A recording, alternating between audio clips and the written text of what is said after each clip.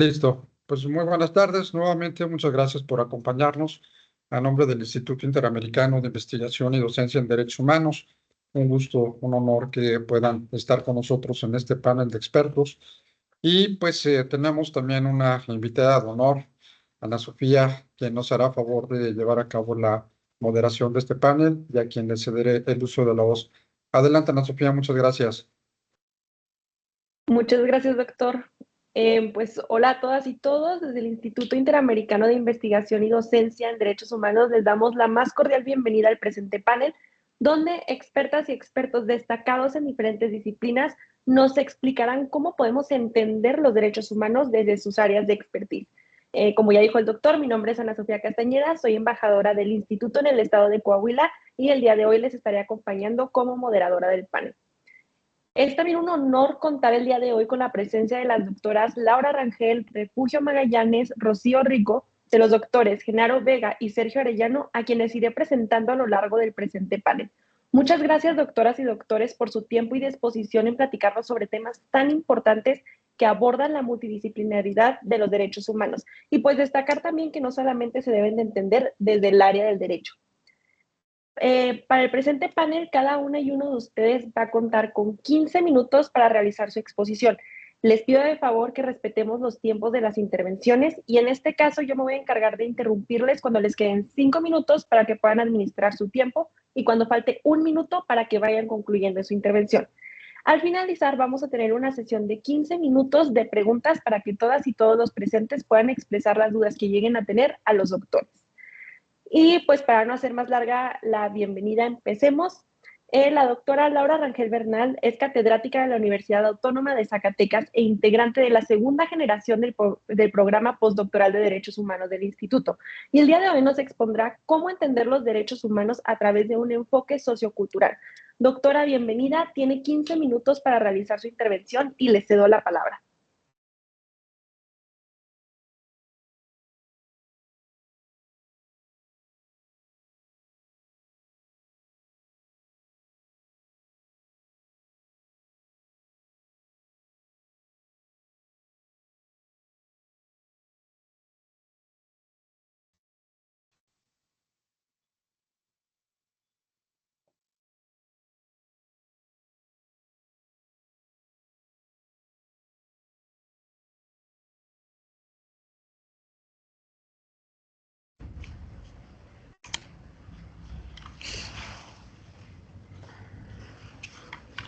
¿Sí me escuchan?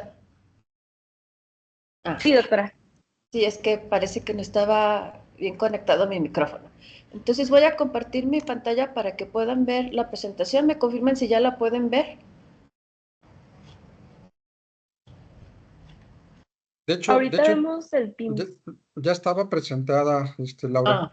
Ok. Nada más que ahorita no sé si volvamos otra vez a subirla. A ver, creo que ahí está. Ahí está. Adelante, por favor. Muy Perfecto. bien. Bien, pues como acaba de ser la presentación, les voy a comentar sobre el tema de las aportaciones de los estudios socioculturales para entender los derechos humanos. Para ello, pues primero es necesario que entendamos qué son los estudios socioculturales. En primer lugar, les comento que los estudios socioculturales se enfocan en las interacciones entre la sociedad y la cultura para comprender cómo estas dos dimensiones influyen en las personas y las comunidades y cómo los factores sociales y culturales moldean nuestra identidad, nuestras relaciones y nuestras prácticas cotidianas. Dentro del contexto sociocultural, se analiza cómo los individuos y los grupos son modelados por su contexto social y cultural. Sabemos, por ejemplo, que la sociedad establece ciertas estructuras, ciertas normas y ciertas instituciones que enmarcan nuestra existencia y nos definen colectivamente. Un ejemplo muy claro y que creo que todas las personas podemos comprender es la institución de la familia. Nos enmarca y nos define de diferentes maneras. También analizan el impacto sociocultural en el comportamiento humano. Esto nos sirve ya que comprender los elementos socioculturales es clave para desentrañar las complejidades de nuestras acciones y la forma en que interactuamos socialmente. Los procesos de socialización definen nuestra identidad y cómo nos movemos en diferentes contextos culturales. De igual manera, estudiar desde el enfoque de los estudios socioculturales nos permite valorar la diversidad humana y contribuye al desarrollo de la empatía y el respeto por la pluralidad cultural, lo cual es muy importante para construir un mundo más inclusivo. Por lo tanto, los estudios socioculturales tienen un carácter interdisciplinar, ya que rebasan el campo de una sola disciplina. Constituyen un campo de investigación de carácter interdisciplinario que explora las diversas formas de producción o creación de significados y la difusión de los mismos en las sociedades modernas. En el ámbito de los estudios socioculturales se combinan, por ejemplo, elementos de la economía, los estudios políticos, la comunicación, la sociología, la teoría literaria, la lingüística, el cine, la antropología cultural, la filosofía, para comprender y estudiar fenómenos culturales en diferentes sociedades, ¿sí? No es un enfoque multidisciplinario, porque no es que al ver un problema le dejemos una parte a la sociología, otra parte a la comunicación, otra parte a la lingüística, sino que en el mismo análisis se trata de integrar todos estos elementos al mismo tiempo, o por lo menos la cantidad de elementos que sean necesarios para poderlos entender y comprender mejor. Por eso se habla de que tienen un carácter interdisciplinar. ¿Dónde surgen? En Inglaterra, después de la Segunda Guerra Mundial, y se basan principalmente en las aportaciones que estaban haciendo en el momento la sociología y la antropología. Entonces, con este enfoque, nos obliga a comprender la presencia de la diversidad de expresiones y manifestaciones culturales en nuestras sociedades y nos permite comprender sus problemáticas, necesidades, valores, así como su devenir histórico. Por ello, es que aplicar un enfoque de estudios socioculturales nos ayuda a comprender de mejor manera las condiciones que existen en una sociedad para el ejercicio de los derechos humanos.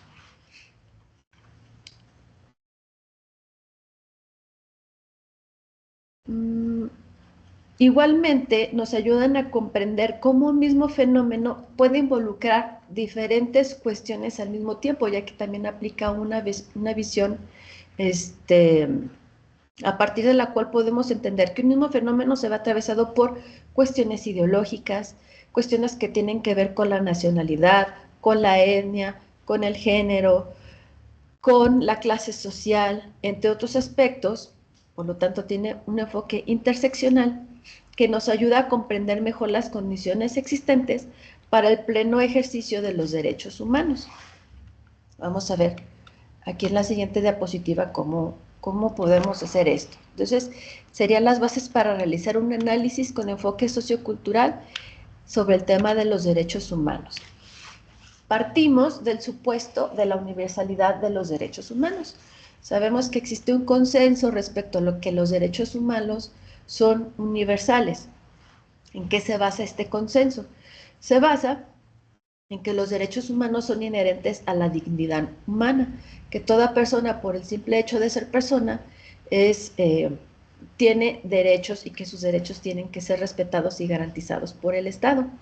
Además, estos derechos están asentados en las declaraciones internacionales, en las constituciones de los diferentes países y, por lo tanto, deben de ser reconocidos por los estados y garantizados a toda su población.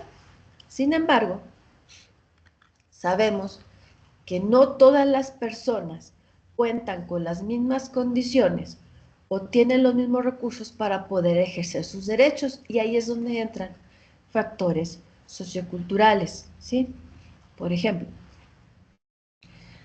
¿qué factores impiden el ejercicio pleno de los derechos humanos? Pueden estar aquellos asociados con la desigualdad económica. Sabemos que las personas que viven en una situación de pobreza suelen tener un acceso limitado a recursos básicos como la alimentación, la vivienda, la educación, la atención médica, y que esta falta de recursos impide que puedan ejercer plenamente sus derechos a la salud, la educación o la vida digna. Otro caso, por ejemplo, serían las situaciones de violencia o los conflictos bélicos o armados. Si no existen condiciones de paz y de seguridad, muy difícilmente las personas pueden ejercer plenamente sus derechos. Pensemos que estas condiciones no son generalizadas y que vivimos en una sociedad más o menos pacífica y que más o menos tiene los recursos para que su población ejerza sus derechos. Pero existen factores de tipo sociocultural que impiden que esto sea una realidad. Entre ellos se encuentran ciertas costumbres y creencias que perpetúan prácticas que violan los derechos humanos. Seguramente, ahorita que acabo de mencionar esto, las personas aquí presentes ya se imaginarán algunos ejemplos. Esto se perpetúa mediante la reproducción de la tradición y la cultura, porque como sabemos, hay muchos elementos de la cultura que se van sedimentando. ¿Qué significa esto? Que se van a lo largo de los años, y no me refiero a décadas, sino a siglos, se van normalizando, se van tomando como aspectos naturales de la vida cotidiana que no se cuestionan. Y muchas veces estos aspectos involucran prácticas que van en contra de los derechos humanos de las personas. Entonces, es necesario aplicar un enfoque sociocultural para comprender y enfrentar adecuadamente estas situaciones y resolver estas prácticas que pueden estar, estas problemáticas, perdón, que pueden estar impidiendo a las personas que puedan ejercer sus derechos. ¿Cuál es el papel del Estado en este tipo de problemática? Como sabemos, el Estado es quien se encarga de garantizar los derechos a todas las personas que habitan en su territorio. Entonces, los estados, a través de sus gobiernos, deben llevar a cabo acciones que permitan modificar o erradicar esos factores socioculturales que impiden el pleno derecho el pleno ejercicio de los derechos humanos a toda su población. ¿Cómo se puede hacer esto? Pues se puede hacer mediante políticas públicas que aborden principalmente aspectos educativos, ya que desde el enfoque sociocultural el ámbito de intervención es principalmente a través de la educación, porque sabemos que a través de la educación es que se pueden modificar muchas de estas creencias arraigadas y se pueden erradicar muchas de estas prácticas que van en contra de los derechos humanos. Entonces se trabaja principalmente a través de programas educativos, pero también de programas sociales y de programas que involucren actividades culturales y artísticas que tengan a la vez un enfoque sociocultural que sea sensible a la cultura de las personas, porque tampoco se trata de llegar a una comunidad y cambiar completamente la cultura de esa comunidad, sino Doctora, de trabajar... disculpe que la interrumpa, le quedan 5 minutos. Perfecto. Sino de trabajar de manera que paulatinamente se vaya concientizando a las personas para que modifiquen esas prácticas particulares que llevan a la violación de derechos. Y esto se trabaja porque el enfoque sociocultural no solamente involucra el análisis, sino también una vertiente importante de intervención a través de proyectos comunitarios, a través de intervenciones educativas, ya sea en contextos formales como escuelas o contextos informales, como reunir grupos de madres de familia en un centro de salud para darles una charla sobre derechos humanos. Y también a través de los medios de comunicación y de la producción artística, como pueden ser programas de televisión, películas, etcétera, otros productos culturales que ayuden a concientizar a la gente de que es necesario erradicar esas prácticas culturales que son parte de nuestra cultura y de nuestras creencias, pero que son negativas en tanto que permiten la violación de los derechos humanos o impiden el ejercicio de los derechos humanos de algunas personas. Veamos un ejemplo concreto, el derecho a la salud. Sabemos que el cáncer de mama es la principal enfermedad entre las mujeres adultas y que tiene los mayores índices de mortalidad. Aquí vemos también que hay factores de tipo institucional que impiden que todas las mujeres tengan acceso a servicios de salud que les permitan detectar tempranamente el cáncer. Se sabe que el cáncer de mama no se puede prevenir, pero se puede detectar de manera temprana y por lo tanto se puede tratar y curar. Pero hay factores socioculturales como las representaciones que tienen las mujeres sobre su cuerpo y particularmente sobre sus senos que les impiden, por ejemplo, realizarse una autoexploración y detectar tempranamente el cáncer de mama. Por ejemplo, aquí vemos un cartel en donde vemos unas representaciones muy abstractas de los senos femeninos que nos hablan de que existe un tabú respecto a la representación del cuerpo femenino, porque en lugar de poner aquí fotografías para que veamos de manera clara cómo son esas protuberancias o erosiones de las que nos habla aquí, que son signos de cáncer, vemos dibujos muy abstractos que no representan de manera fiel a los senos. Entonces aquí vemos como factor las representaciones sobre los senos femeninos y los tabúes respecto a la representación del cuerpo.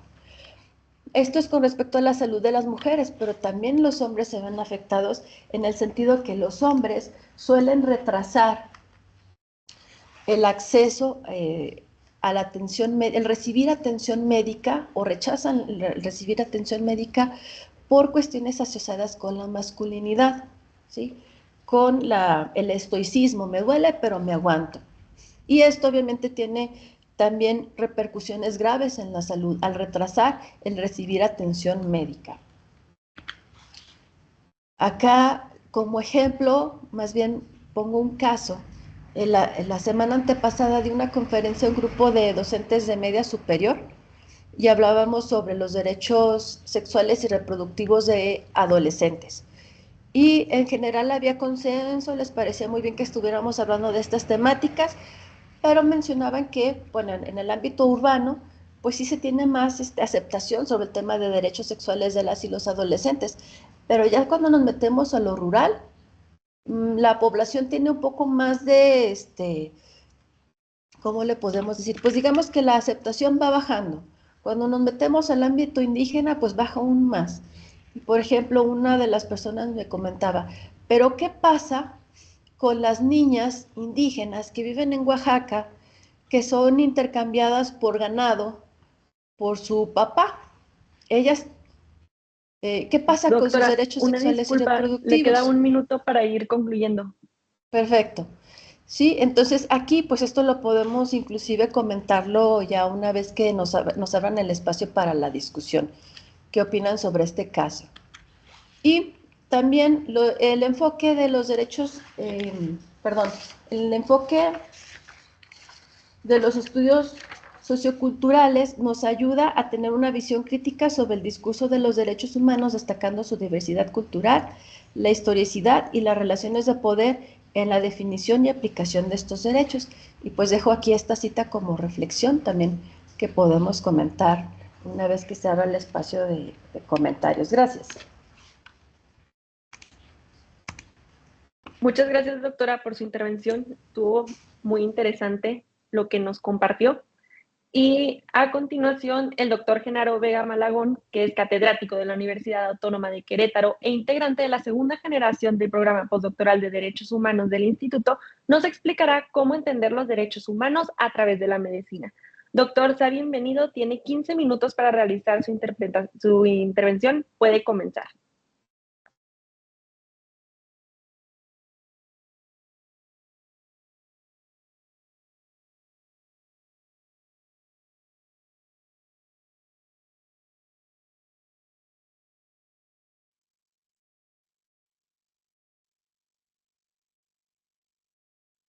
No se escucha, doctor Genaro. No se escucha, doctor.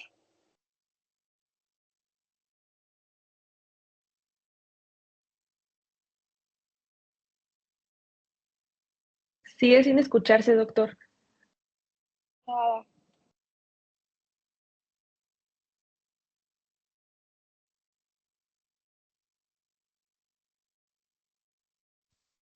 Sigue sin escucharse, doctor Genaro.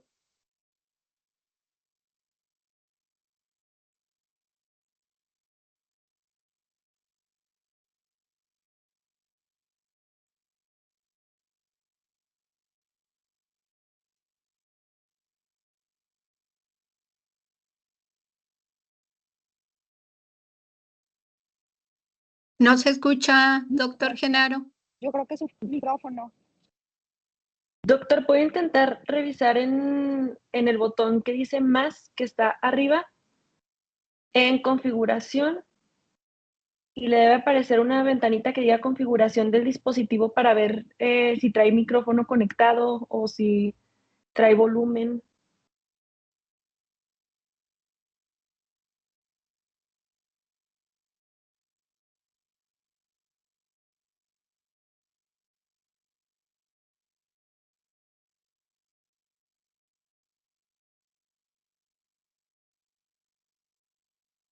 Y sigue sin escucharse. Si quieren, sugiero que en lo que el doctor ve la realidad del micrófono, continuemos con la siguiente intervención y luego regresamos con el doctor Genaro Vega a ver si ya tenemos la oportunidad de escuchar. Adelante, Ana Sofía. Sí, muy bien. Continuaremos entonces con la intervención de la doctora Refugio Magallanes Bernal, quien es catedrática de la Universidad Autónoma de Zacatecas e integrante de la segunda generación del programa postdoctoral de Derechos Humanos del Instituto, y el día de hoy nos presentará cómo entender los derechos humanos a través de un enfoque histórico. Doctora, bienvenida. Tiene 15 minutos para realizar su intervención y puede comenzar. Sí, muchas gracias. Y nuevamente soy María Refugio Magallanes Delgado, no Bernal. Me aprecio mucho mi compañera Laura, pero bueno. Miren, hace rato me pidieron la presentación, no sé si la van a presentar desde allá o la presento yo. Si quiere, ya la estamos proyectando, doctora. Nada más perfecto. Sí. que nos indique la distribución, pero ya estamos aquí ingresando a la suya. Sí, bueno, miren, bueno, indudablemente cuando me hacen la propuesta, pues suena provocador verlo desde la historia. ¿Qué es lo que le propongo yo a ustedes? Dos pequeñas partes. Una, los recursos que ofrece la historia y cómo aplicarlos al entendimiento pues, de los derechos humanos, y lo otro, darles un apunte pequeño, precisamente que es para un historiador hablar de coyunturas históricas y de historiografía política social en la que yo podría enmarcar este ejercicio de entendimiento de los derechos humanos. Adelante, por favor, mire, sí le cambio, por favor, mire, en el campo de la historia tenemos, digamos, un elemento número uno, siempre partimos del presente. Entonces, cuando nos dan ustedes a revisar esto, se encuentra precisamente que hay una teoría de los derechos humanos, y esta teoría de los derechos humanos, junto con lo que podría ser un referente temporal o la teoría de los derechos la teoría de la duración temporal y el posicionamiento historiográfico, creo que nos dan muchas alternativas. ¿Cuál es la primera alternativa? Desde la teoría de los derechos humanos caemos precisamente en cuenta que usan desde este enfoque teórico que el derecho humano es un concepto moderno, y ese primer referente me ubica a mí temporalmente en un arco temporal, en un periodo histórico de la historia moderna, que está ubicada precisamente fechas más, fechas menos en el siglo XV. Entonces, a partir del siglo XV, encontramos precisamente que el mundo social, el mundo político, económico y cultural entra a esa etapa de la modernidad en términos históricos.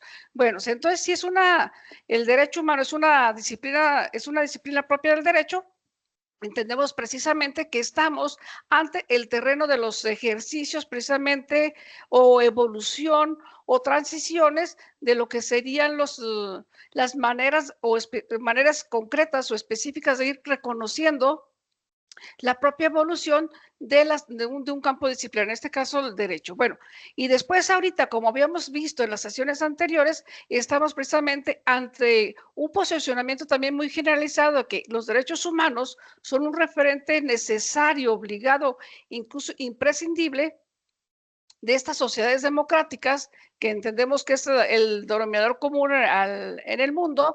Entonces, ese concepto de democracia abre la puerta precisamente a que estas instituciones internacionales existentes digamos, se tomen un posicionamiento muy fuerte para proclamar precisamente que es indispensable la protección de los derechos humanos precisamente, pero todos los derechos humanos, todos estos que se van viendo, incluso ya una categorización por generaciones de derechos humanos, tengan como referente indudablemente esencial o imprescindible las doctrinas jurídicas. ¿A qué llegan con estos, digamos, con estos planteamientos generales? A que hay una universalización. O sea, hay un consenso universal. Entonces, también de ese consenso universal se pasa una parte también demasiado interesante cuando se dice que hay pues un proceso de conciencia colectiva de reconocimiento, defensa y protección de los derechos humanos. Es decir, estamos viendo precisamente que ante esa conciencia colectiva en el presente, tendríamos que ver hacia dónde nos movemos. Teóricamente en la historia, ¿qué tiempos hablamos de siguiendo a Fernand Braudel? Dice, bueno, hay tiempo acontecimental, es decir, donde hay ciertos elementos o acontecimientos que detonan un mundo o abren el abanico de posibilidades históricas para entender las realidades sociales, culturales y políticas. Hay también tiempos coyunturales, tiempos clave que están marcados por hitos políticos, económicos, sociales o culturales para entender que puede suceder un fenómeno de irse hacia atrás o irse hacia adelante. Y en este tiempo estructural hablamos pues de la estructura política, económica, social y cultural, que es la que soporta, digamos, ese devenir histórico. Entonces, desde la historiografía política se usa mucho el concepto de revoluciones políticas. Y la otra, desde una historia social o una historia sociológica, se habla de sistemas representativos. Entonces encontramos que no es una novedad precisamente que en esta temporalidad de lo que llamamos esa época moderna o esta historia moderna del siglo XV en adelante, se está precisamente ante regímenes monárquicos absolutistas, se está precisamente en un periodo largo, en este régimen monárquico del 15 al 18, y el 18 con ciertos quiebres apunta pues a un ejercicio de liberalismo constitucional que atraviesa todo el siglo XIX y decanta en estados-nación de corte republicano y llegan al siglo XX, donde un acontecimiento histórico como es la Segunda Guerra Mundial abre de vuelta un panorama un panorama histórico para hacer una lectura nueva sobre los derechos humanos. Bueno, con todo también en este término de lo que es la historiografía dice, si hay una estructura, si los derechos humanos son parte de una estructura, en este caso una estructura jurídica y política, había preestructuras jurídicas y eso remite al mundo antiguo, concretamente a ese mundo o a la antigüedad clásica, donde abreviamos precisamente en el caso mexicano y con muchas partes del derecho romano. Se habla pues de cómo estos grandes estadios típicos de la historia, antigüedad, Edad Media, Renacimiento, Ilustración, nos llevan precisamente a finales del siglo XVIII, 1789, donde esa revolución francesa creo que es el punto clave, la coyuntura estructural, donde se puede encontrar un proceso de secularización de los derechos humanos. Adelante, por favor. ¿A qué nos referimos con este proceso de secularización? Creo que estamos hablando precisamente a una forma nueva de entender a los sujetos, a las personas, a una transición de súbditos a personas, a ciudadanos, persona condición de ciudadanía, pero en ciertos momentos. Bueno, ¿qué tenía como elementos sociales de la historiografía social que había en el antiguo régimen? En este antiguo régimen del siglo XV al siglo XVIII, una sociedad estamental y un corporativismo muy fuerte. ¿Qué había? No hay un reconocimiento de los derechos de las personas, pero sí un reconocimiento del contrapeso que juega ese corporativismo en el quehacer social y en el quehacer político y cultural de cada, digamos, en ciertos espacios concretos cobijados bajo el ropaje de los regímenes absolutistas. Bueno, con todo se da una fisura constitucional en 1812, digamos con el pronunciamiento de Napoleón Bonaparte acá en esta idea de transformar esos absolutismos en monarquías constitucionales. Bueno, hablamos pues de cómo en este siglo XIX el Estado-Nación, que está cobrando forma a nivel mundial, a nivel global, habla pues de esa sociedad republicana donde aparecen o emergen la ciudadanía y los ciudadanos. Aparece también el reconocimiento del derecho a las personas, a la representación de los pueblos, se da la sistematización, ciertos procesos de sistematización, y encontramos precisamente que en esos procesos de sistematización se da la constitucionalización de ciertas garantías y ciertas libertades. También en esa dinámica precisamente todavía del siglo XIX, vamos dándonos cuenta que las constituciones o los documentos constitucionales o cartas magnas de cada país son un referente obligado para entender un elemento sustantivo del tránsito de los derechos a derechos positivos o positivizados a los derechos humanos que van a cobrar forma posteriormente. Bueno, en esta dinámica creciente se encuentra precisamente desde la historia, esta historia política o esta historia social, precisamente que los albores del siglo XX tienen precisamente un elemento novedoso, bueno, eso estaba en la otra diapositiva, un elemento nuevo que sería precisamente hablar en este proceso de secularización que se inicia a finales del siglo XVIII, retoma mucha fuerza ahora a partir de los años 90 del siglo pasado, y se habla de agendas de la laicidad, donde los derechos, la laicidad jurídica, donde es la lucha y defensa de los derechos de quienes, de un conjunto de personas que se entendía como minorías en el contexto social contemporáneo.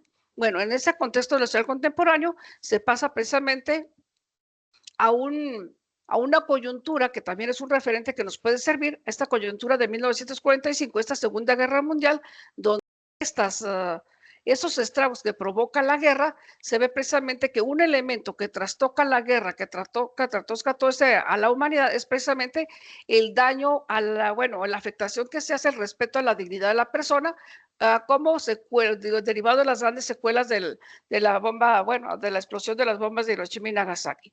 ¿Qué se encuentra también desde la historia? Creo que el referente de una histografía en la que es una historiografía sociocultural y política, donde encontramos que las teorías internacionales de los derechos humanos tienen precisamente un arraigo muy fuerte en lo que sería los ciertos principios o ideales de libertad, igualdad y fraternidad tuteladas, es decir, donde la tutela de estos elementos básicos de los derechos humanos pronunciados a finales del siglo XVIII tienen que recaer precisamente para que tengan un mayor soporte, digamos, jurídico, tienen que ser vigiladas o cuidadas o atendidas por ciertas instancias, ciertos productos llamados protocolos, llamados precisamente convenciones o declaratorias para poderlo sustentar.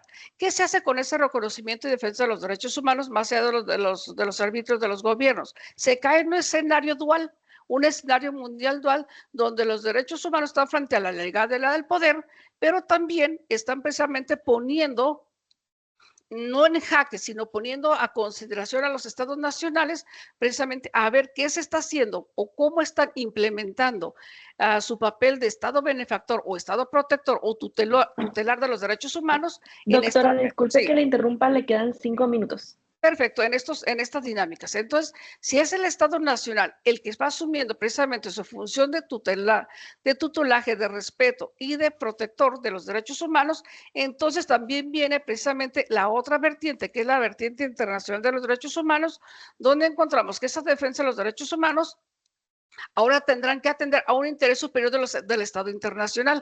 Y los dos, el sistema represivo, porque también el Estado nacional juega un papel represivo ante los derechos humanos, o al menos lo puede retardar, encontramos precisamente que el sistema protector, los dos coexisten.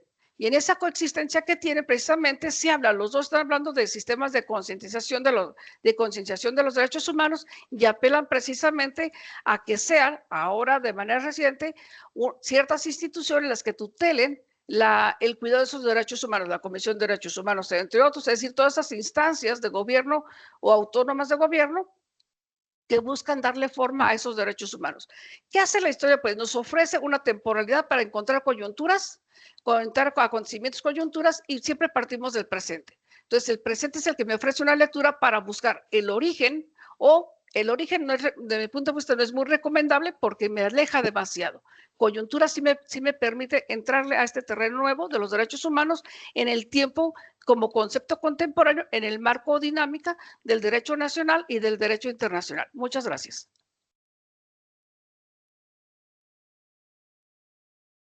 Muchas gracias, doctora, por su presentación que estuvo bastante completa. Aprovecho para preguntarle al doctor Genaro si podemos probar si se escucha. Aún no logro escucharlo, doctor. Ah, ¿se está conectando desde su celular? Ok. A ver si ahí ya podemos escucharlo.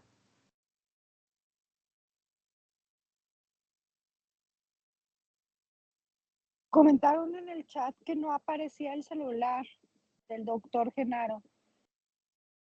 No sé si no aparece la solicitud o algo así. ¿Ya está aquí en la videollamada, doctor? ¿Conectado? No aparece el acceso del doctor, no nos aparece. Sí vemos, pero aquí en el sistema no nos aparece que hay alguien en lista de espera que esté esperando conectarse.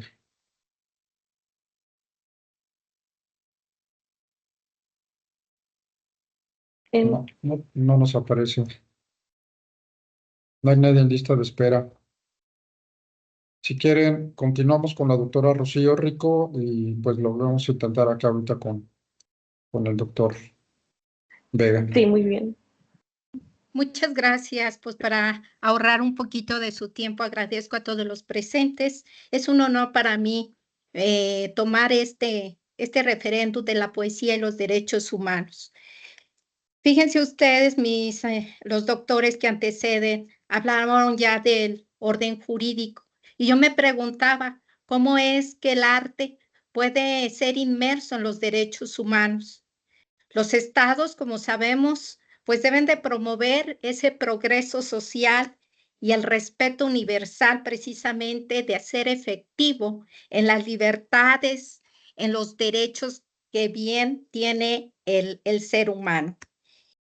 Y para irme al arte, yo me preguntaba, ¿cómo es que yo debo de esperar que el Estado esté presente para garantizarme, para promover precisamente esos derechos humanos? Y entonces me topé con algo que a mí me encanta ahora sí me esternece porque me habla de la poesía.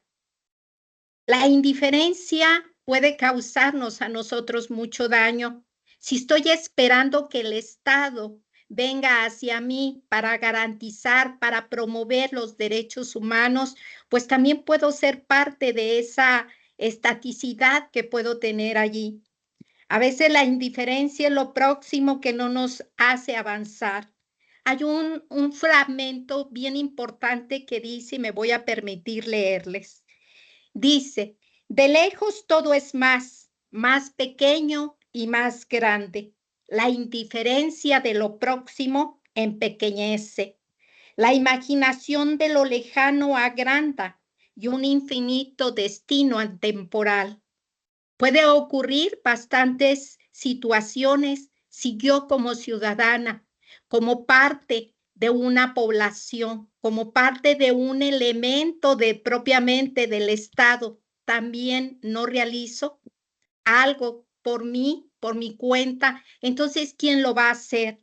Yo me pregunto, ¿ya lo harán? Podemos decir como indiferencia. Ya vendrá quien tiene ese cargo y esa obligatoriedad para hacerlo. Estoy esperando que el Estado reaccione. No es cosa mía, es cosa de otros. Ya vendrá. Pero, ¿qué va a pasar si no lo hacen?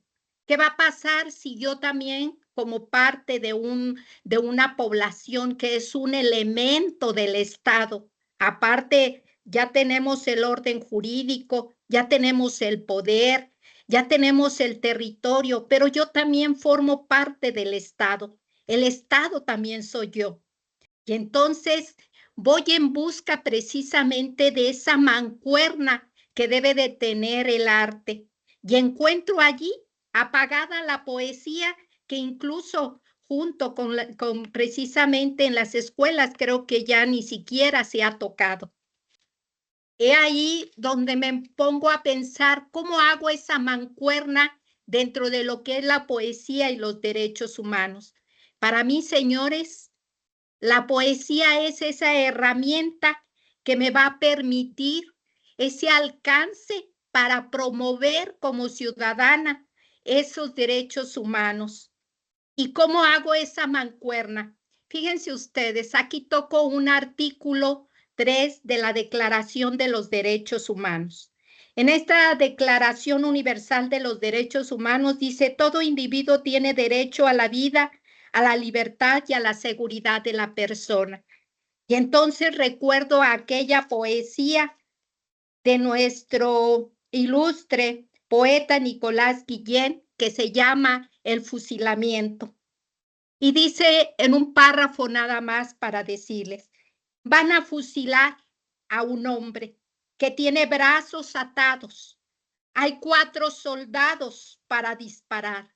Son 4 soldados callados que están amarrados. Lo mismo que el hombre amarrado que lo van a matar. ¿Por qué hago esa mancuerna de Nicolás Guillén? Porque cuántas veces no se ha disfrazado situaciones de hecho sobre cuestiones y problemáticas y de diversos asuntos de callar a muchas personas. ¿Cómo es que en este fusilamiento es que mataron si los soldados estaban amarrados y callados? A veces la mancuerna de este artículo 3 nos da reflexión a diversos casos que es prolijo ahorita señalar respecto de la poesía. También tenemos, por ejemplo, otro artículo de la Declaración Universal de los Derechos. Dice: nadie será sometido a torturas y a penas o tratados crueles, inhumanos o degradantes. Y entonces recordé a Mario Benedetti. Mario Benedetti que dice: no me pongas la capucha. En uno de sus fragmentos dice: mira que sigue la lucha y sigue el pueblo despierto. No te suplico, Estado, te advierto, no me pongas la capucha. Y así, este artículo inmerso en la poesía, podemos ir descubriendo en cada otro de los artículos que me voy a permitir, el artículo 6, que dice: todo ser humano tiene derecho en todas partes al reconocimiento de su personalidad jurídica. Y aquí encontramos una de las poesías de Chicho Sánchez, donde dice: yo no tengo carnet de identidad, ni figura en el registro civil. Yo no tengo ningún despertar y me dirijo en tiempo real. ¿Cuántos casos tenemos ahorita donde no soy, donde me reconozco yo como hombre o me reconozco yo como mujer? No tengo carnet, dice la poesía. Ahí tenemos ese engrane donde el arte puede encontrar con la poesía. No está peleado. ¿Qué voy con ello?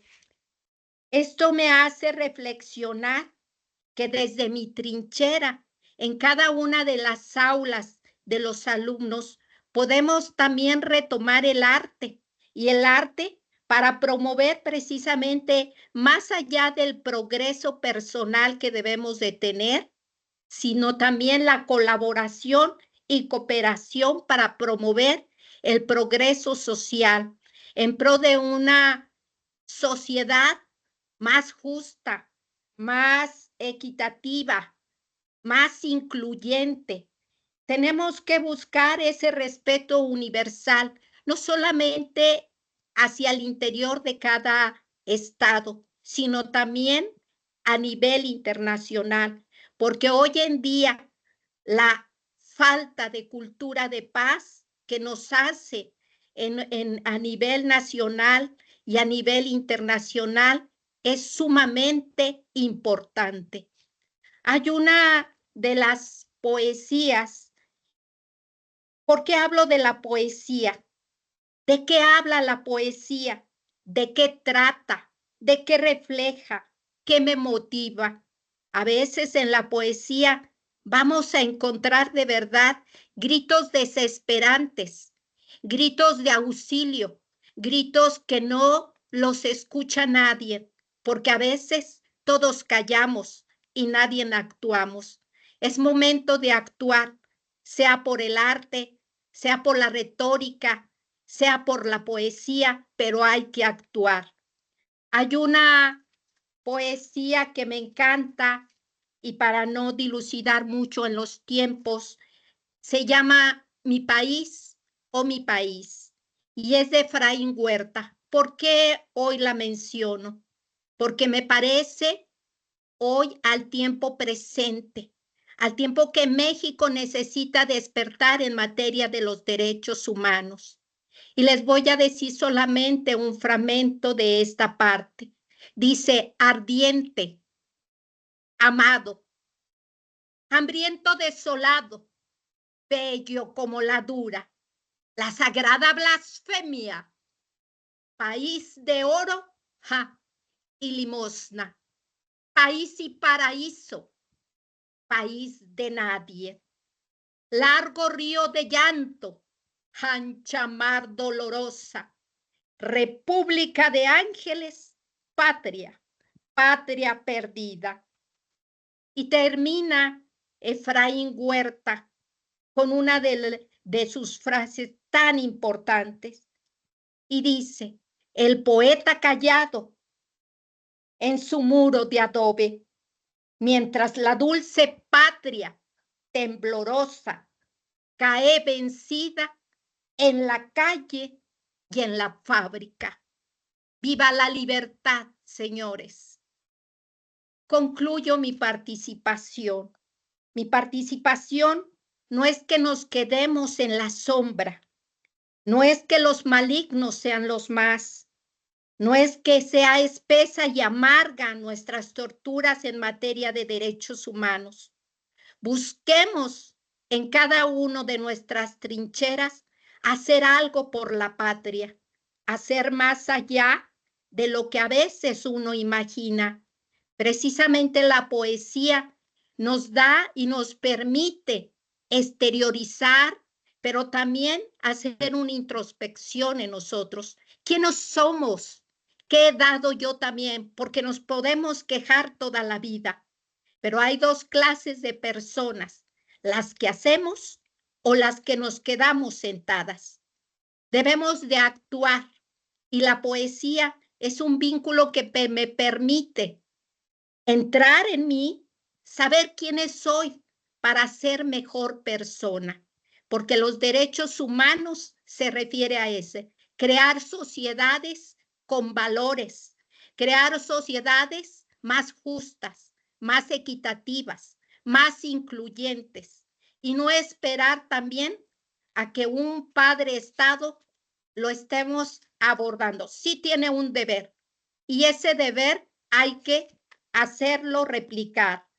Por eso, cantar, trabajar, añadir una frase, hacer una versión propia, comentar si nos gusta, si no nos gusta, preguntarnos qué sentimos, preguntarnos qué hace pensar, qué nos hace reflexionar, porque en son, la poesía me permite, más allá de los sentimientos, llegar a la razón, que es el fruto que me va a permitir llevar a una orden jurídico que me permita tener esa paz que tanto anhelamos, esa paz que México requiere hoy en día y es el arte a través del cual voy a incursionar. Es cuanto mi participación. Muchas gracias, doctora, por esta bella participación y no quiero dejar pasar la oportunidad de comentarles a todas y todos los presentes que la doctora Rocío Rico es catedrática de la Universidad Benavente y es también integrante de la primera generación del programa de postdoctorado en Derechos Humanos del Instituto. Gracias, doctora. Doctor ¿Me escucha? Genaro ¿Me Vega. escucha? Sí, ya lo escuchamos, ahora sí. Algo pasó, porque también estaba con el teléfono. Bueno, traía unas diapositivas. Muy buenas noches a todos mis compañeros. Una gran disculpa. Ya en alguna ocasión habíamos tenido este problema, pero en la semana ya lo habíamos visto, Sergio, ya habíamos checado esto y aparentemente todo está muy bien. Entonces, me voy a permitir, me avisa por favor cuando me llegue el tiempo. Me tocó el tema del derecho a la salud. El derecho a la salud, vamos a comenzar que el derecho a la salud viene aquí en México en el artículo 4 de la Constitución de los Estados Unidos mexicanos. Por el hecho de ser mexicano, tenemos derecho a la salud. Eso es un derecho humano constitucional. Pero además, no nada más en México, sino a nivel internacional, tenemos el Pacto Internacional de Derechos Humanos, Económicos, Sociales y Culturales en su artículo número 12. Tenemos la Convención sobre la Eliminación de todas las formas de discriminación contra la mujer de 1979, está bien en los artículos 11, 12 y 14. Tenemos la Convención sobre los Derechos del Niño de 1989 y tenemos la Convención sobre los Derechos de las Personas con Discapacidad del 2006. Es decir, este derecho no es nuevo y viene en todo, no nace en México, sino latinoamericano y en todo el mundo. La salud es un derecho humano, es un derecho humano fundamental y es indispensable para el ejercicio de los demás derechos humanos. Es importantísimo tenemos este derecho. Pero vale la pena que aclarar en este punto que así como tenemos derecho a la salud, también tenemos obligaciones. Eso, yo actualmente soy el director de la Comisión de Arbitraje Médico del Estado de Querétaro y doy pláticas precisamente de cuáles son los derechos que tiene el paciente, pero también les digo cuáles son las obligaciones. Entonces, todo un derecho implica una obligación. Tenemos el derecho humano de la salud. Todo ser humano tiene derecho al disfrute del más alto nivel posible de salud que le permite vivir dignamente. Obviamente, pues eso está condicionado a múltiples factores socioeconómicos y culturales y hasta políticos incluso. Sabemos que aquí en nuestro México, sui generis, tenemos un sistema de salud que realmente está rebasado por por el ejercicio y que sin embargo, no me quiero meter en política porque no es el caso, pero sí hay muchas deficiencias donde realmente tenemos derechos, pero no se nos están cumpliendo cabalmente como debemos de ser. Y tenemos libertades y tenemos derechos del derecho a la salud. Tenemos el derecho a la salud, entrañan libertades y estos derechos. Dentro de las libertades que tenemos, figura el derecho a controlar su salud, nuestra salud y nuestro cuerpo. Aunque algunas veces hay controversia en relación de un artículo con otro artículo, donde aparentemente se contraponen, por ejemplo, casos del aborto. Tenemos el derecho a disponer de nuestro cuerpo, aunque también hay derechos de terceras personas, en este caso de un producto de la gestación. ¿Cuál de los dos derechos está sobre uno sobre otro? Esto va a ser precisamente uno de los debates que siempre ha habido y que es parte de mi trabajo de investigación en esta. Yo soy estudiante de la segunda generación del doctorado, del postdoctorado, y esto es de cuáles son los derechos que tiene. Entonces, tenemos el derecho a controlar nuestro cuerpo, nuestra salud, y tenemos el derecho a no padecer injerencias, así como no sometidos a torturas ni tratamientos y experimentos médicos no consensuados, que es muy importante la cuestión de que la bioética en la investigación tenemos que y actualmente está muy penado, está muy regido y está completamente sustentado científicamente de que toda la investigación en seres humanos debe de hacerse bajo ciertos preceptos bioéticos y preceptos jurídicos. Entonces, también el derecho a la salud, entre otras cosas, comprende a que tenemos derecho a un sistema de protección a la salud que brinde a todos nosotros, a todos los mexicanos, igualdad de oportunidades para disfrutar del más alto nivel de salud posible, sean rurales, sean suburbanos o sea suburbanos. Todos por el hecho de ser humanos tenemos derecho a ser del más alto nivel de salud, de acuerdo a lo que nos pueda. Tenemos derecho a la prevención, al tratamiento de enfermedades, a la rehabilitación y a todas las luchas contra ellas. Y tenemos también el acceso a medicamentos esenciales. llámese, vamos, no nada más lo más básico, sino aquello que esté a favor de nuestra salud, que también este es otro derecho que no del todo se logra aquí en México. Tenemos derecho a una salud materna, a una salud infantil, a una salud reproductiva, y tenemos el derecho a un acceso igual y oportuno de los servicios básicos. Cualquiera de ustedes con justa razón me va a decir, oiga doctor, eso que usted está hablando, pues no está hablando de este país, sino de otro. Sin embargo, pues esto ya viene en la Carta de los Derechos Humanos y viene en la Constitución. A veces viene plasmado, es como tantas veces que vienen en las leyes, no se llevan a cabo completamente. Pero tenemos derecho también a una educación en salud y tenemos derecho a información sobre cuestiones relacionadas con la salud.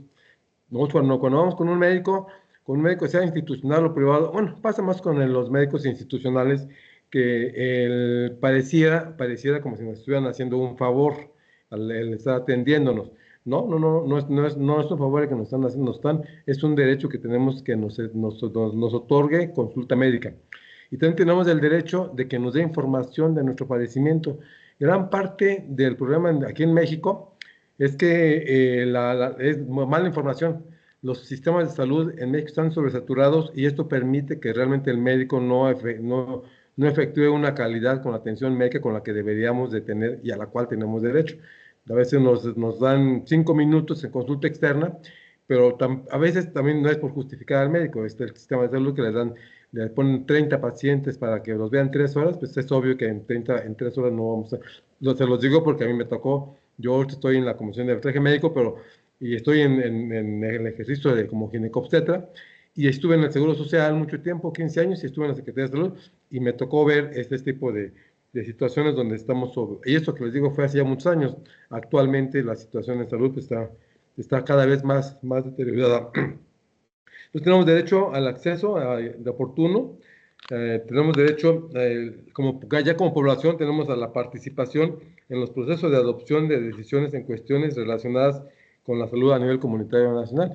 Que si ven ustedes, tenemos derecho a opinar, tenemos derecho a proponer políticas públicas en salud, que también muchas veces es ignorancia de nosotros como mexicanos, que no sabemos que podemos ejercer. Se lo digo a manera de ejemplo, tenemos diputados, tenemos senadores, y muchas veces nosotros no sabemos que podemos meter, a mí me ha tocado meter iniciativas de ley, y han sido aprobadas. ¿Por qué? Porque me acerco con mi diputado y le digo, fíjate que tengo, y lo fundamento científicamente, ya el diputado en salud, en este caso, se encarga de hacer, junto con un servidor, de hacer los fundamentos, y hemos metido varias iniciativas y han pasado. Es decir, yo lo meto como ciudadano, no como comisionado del traje médico y no como ginecobstetra, sino como ciudadano. Me he tocado meter iniciativas de lactancia materna, de medicina reproductiva, de podólogos incluso, de médicos esteticistas, me ha tocado participar. Pero también todos nosotros tenemos derecho a proponer políticas de salud, tenemos derecho a proponer situaciones que puedan mejorar la calidad de salud en la atención de los mexicanos. Ahora, debe de entenderse el derecho a la salud como un derecho al disfrute de toda una gama de facilidades, bienes, servicios y condiciones necesarias para alcanzar el más alto nivel posible de salud. Y en todas sus formas. Voy a ser muy breve, ¿a qué tenemos derecho como mexicanos? 1, disponibilidad de los servicios médicos. El Estado debe de contar con un número suficiente de establecimientos, bienes y servicios públicos en salud y centros de atención de salud, así como programas. Es decir, el Estado tiene la obligación de abrir o establecer en los niveles de atención, que son 3, el primer nivel de atención, que son los centros de salud, segundo nivel de atención, hospitales, y tercer nivel de atención, que son hospitales ya de alta especialidad. El hospital tiene la obligación de proporcionar a toda la población, hasta los lugares más recónditos, de llevar la salud a otro. En Querétaro, bueno, sabemos que aquí habemos alumnos de todo el país, incluso de toda Latinoamérica, pero en Querétaro, no es porque yo sea queretano ni porque vivo aquí, pero tenemos un buen nivel de salud, en gran parte porque es un estado chiquito, tenemos un poquito más de 2 millones de habitantes, pero territorialmente estamos pequeños, de tal manera que podemos controlar. Ese es uno, la disponibilidad. Otro es la accesibilidad. Accesibilidad en muchas partes del país, aquí en México, sobre todo del sureste, tienen ese problema, Chiapas, Oaxaca, Guerrero, Tabasco, ese problema. Los establecimientos deben de estar accesibles todos, sin discriminación alguna. Y la accesibilidad se presenta como varias dimensiones. Uno, que todos los establecimientos de salud, centros de salud, llámese lo que sea, deben de no discriminación. Los bienes y servicios deben de ser accesibles y de hecho en todos los sectores, incluso y yo diría que hasta más en los sectores más vulnerables, como en las zonas indígenas y marginadas de la población, sin discriminación alguna por cualquiera de esos métodos. Accesibilidad física, tenemos derecho a que los establecimientos, bienes y servicios deben estar al alcance geográfico de todos los sectores de la población, en especial los grupos vulnerables o marginados. Repito nuevamente, no es que nos falten médicos en México ni en Latinoamérica, lo que pasa es que estamos mal distribuidos. Todo mundo queremos irnos a las grandes ciudades, nadie quiere irse a la sierra. Con nuestro doctor, disculpe que lo interrumpa, le quedan 5 minutos. Sí, correcto, ya voy a terminar. Tenemos acceso a accesibilidad económica, acceso a la información, tenemos el derecho a que el médico nos explique muy bien. Otro punto es acceso a la susceptibilidad, que todos los establecimientos, bienes y servicios deben ser respetuosos de la ética médica. Esto es algo que se ha perdido ya desde hace muchos años, donde los personal de salud, y no hablo nada más de los médicos, hablo de enfermería, servicio social, etcétera, como que han perdido algo de ética médica. Igual también deben ser respetuosos de la cultura de las personas, las minorías, pueblos, comunidades indígenas, y que más sensibles sean. También tenemos el derecho a que se nos otorgue una calidad de atención médica desde un punto de vista cultural y que los establecimientos cuenten con calidad apropiada en todos sus médicos. Y a manera de conclusión, que el derecho a la salud exige que haya un número suficiente de bienes, servicios e instalaciones sanitarias disponibles y que estos sean accesibles en términos económicos, geográficos y sin discriminación, que sean aceptables, es decir, culturalmente apropiados, sensibles a los requisitos de género y respetuosos de la ética médica y que sean de buena calidad. Como ven ustedes, mucha gente no sabemos, nosotros a nivel urbano no sabemos a qué tenemos derecho, mucho menos los grupos más vulnerables que están más... pero también es parte de responsabilidad de nosotros como médicos estar informados a los pacientes y transmitir cuáles son los derechos humanos. Es cuanto y muchas gracias y una gran disculpa por todos todo lo que pasó en aspectos técnicos. Muchas gracias, buenas noches, a sus órdenes. Muchas gracias por su intervención, doctor. Qué bueno que sí lo pudimos escuchar porque nos ha dado información bastante útil.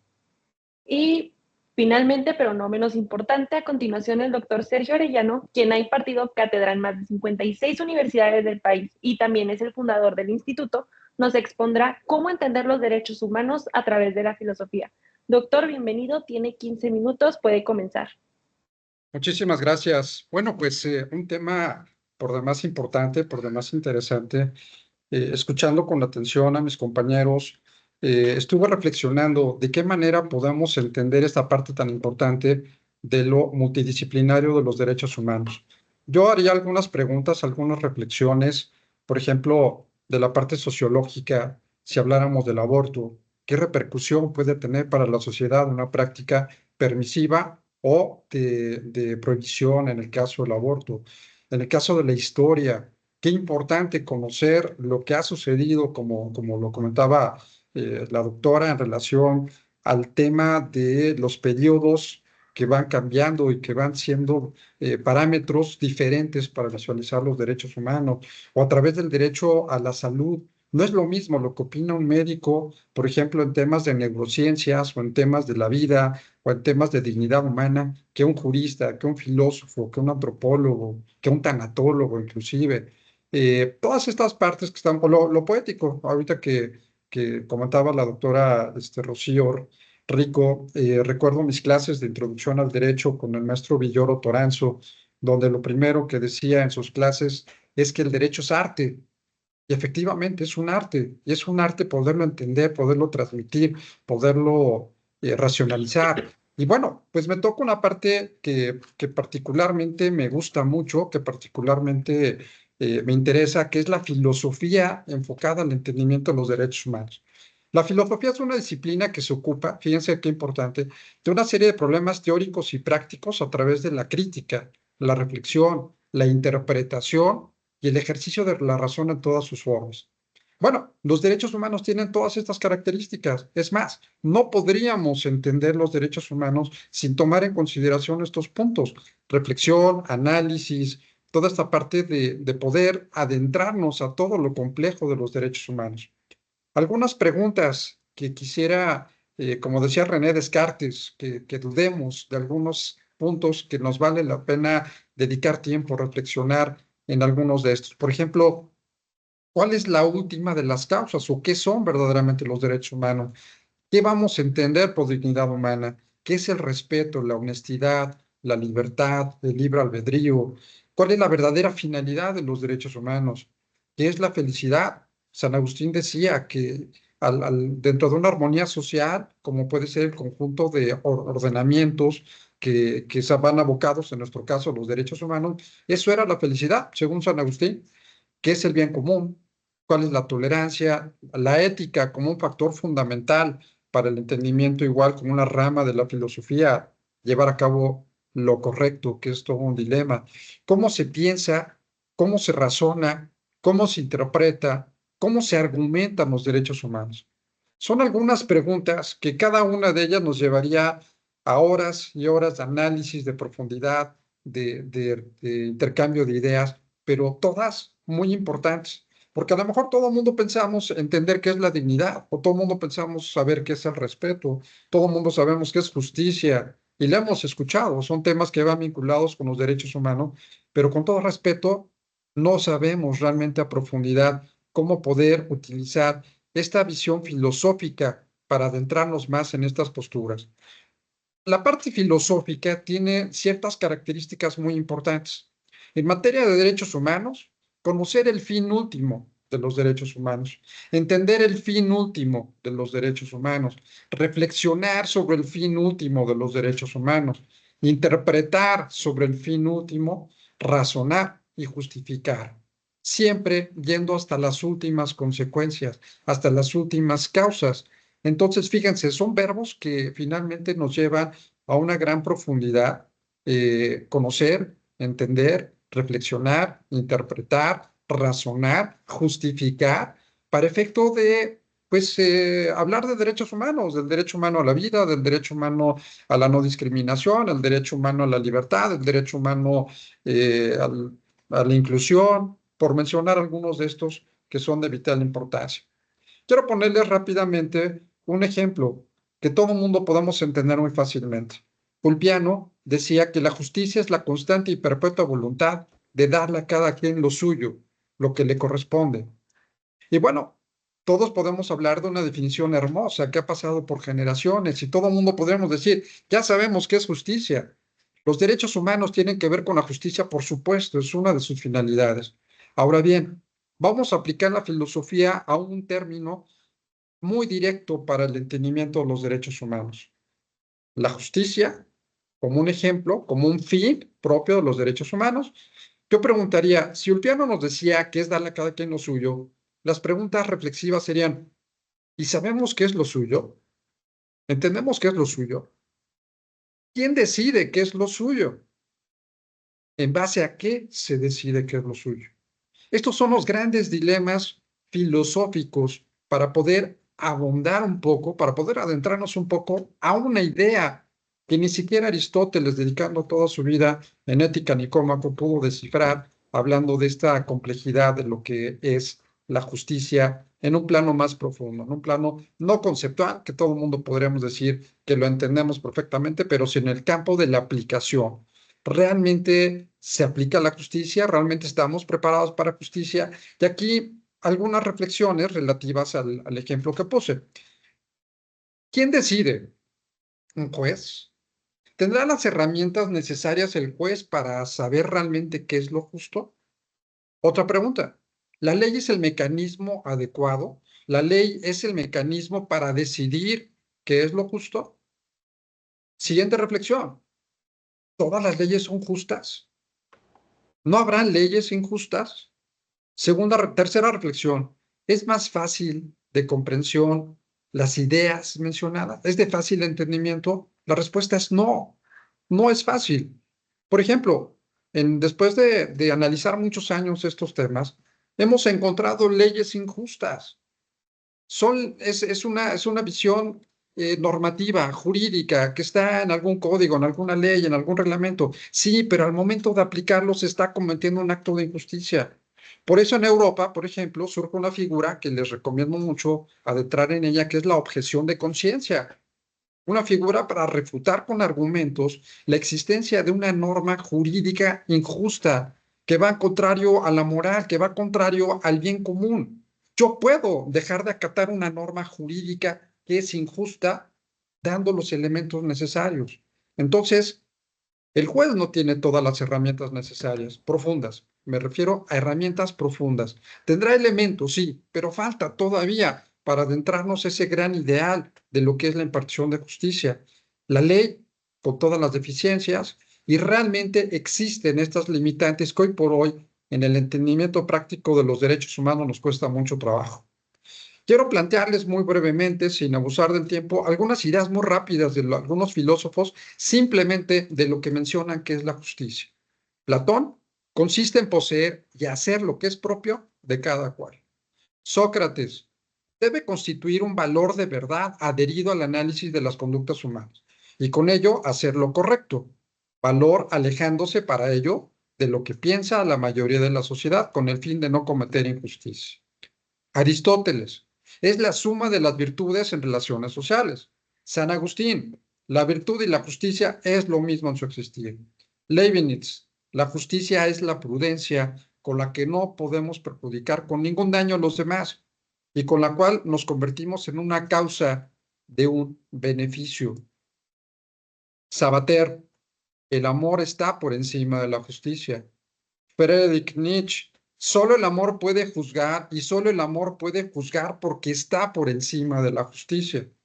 Cicerón, la justicia es un hábito del alma que observando el interés común otorga a cada quien en base a su dignidad, a cada cual en base a su dignidad.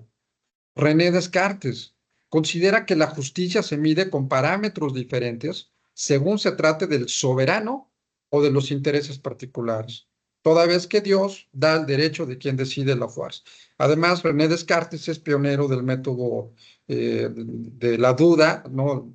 La duda metódica, que también nos adentra a reflexiones muy profundas. Si se fijan, dentro del ámbito filosófico, acabo de mencionar algunos de los principales filósofos que nos hablan de cuestiones muy complejas, muy diferentes de lo que es la justicia.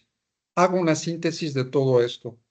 Michel Foucault responde al concepto de justicia que respaldó el ejercicio del poder público.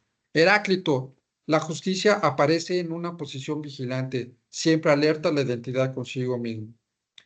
Habiendo mencionado todos estos, si se fijan, los detonantes comunes para entender justicia con una visión filosófica y un elemento, un ingrediente que nos pueda ayudar a entender derechos humanos, pues bueno, hablan de una óptica filosófica valorativa, como puede ser, por ejemplo, qué es un valor, como puede ser la suma de virtudes, como puede ser el entendimiento de la prudencia, el amor al momento de querer aplicar Doctor, un acto. una disculpa, le quedan 5 minutos. Muchas gracias. Un acto en favor de la justicia, un hábito del alma, un trato del soberano.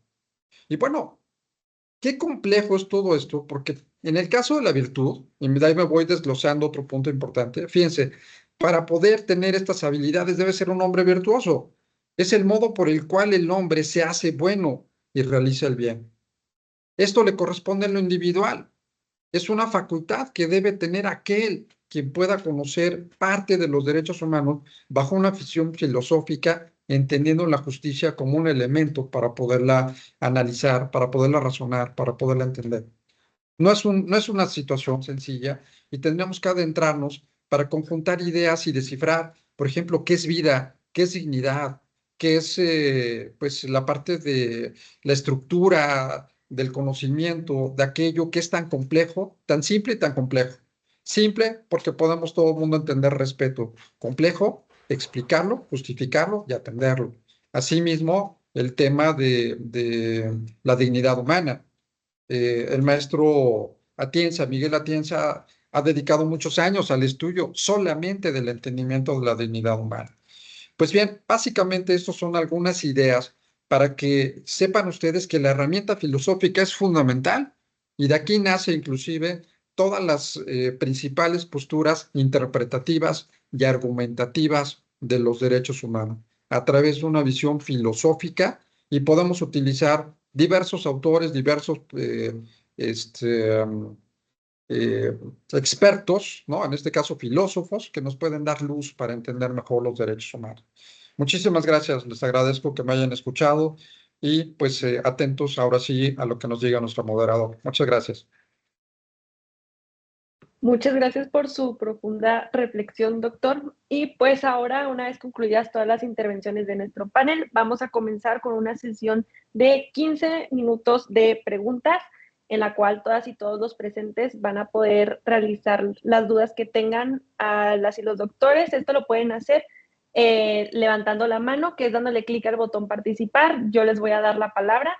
Y les quiero pedir de favor solamente que se hagan preguntas concisas y que también a las y los doctores del panel realicen respuestas concisas para poder hacer la mayor cantidad de preguntas posibles. Y aquí puedo ver que Patricia Campos tiene la mano levantada. Adelante.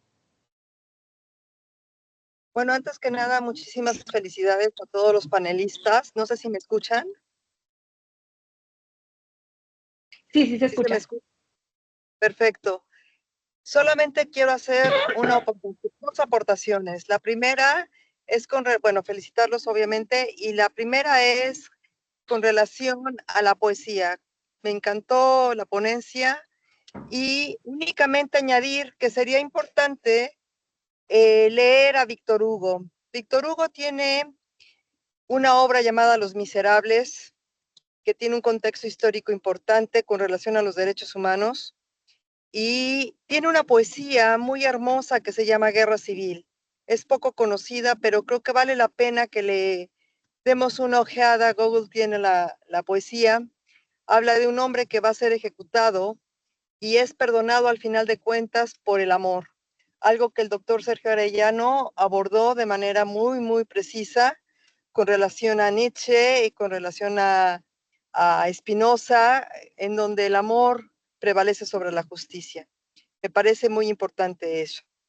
Y en segundo punto, es señalar que si bien es cierto, los derechos humanos en materia de salud están bien plasmados en el artículo 4º constitucional y en la ley secundaria, la Ley General de Salud, así como en las leyes reglamentarias de los institutos y de la Secretaría de Salud, así como en todos los reglamentos y las normas oficiales mexicanas.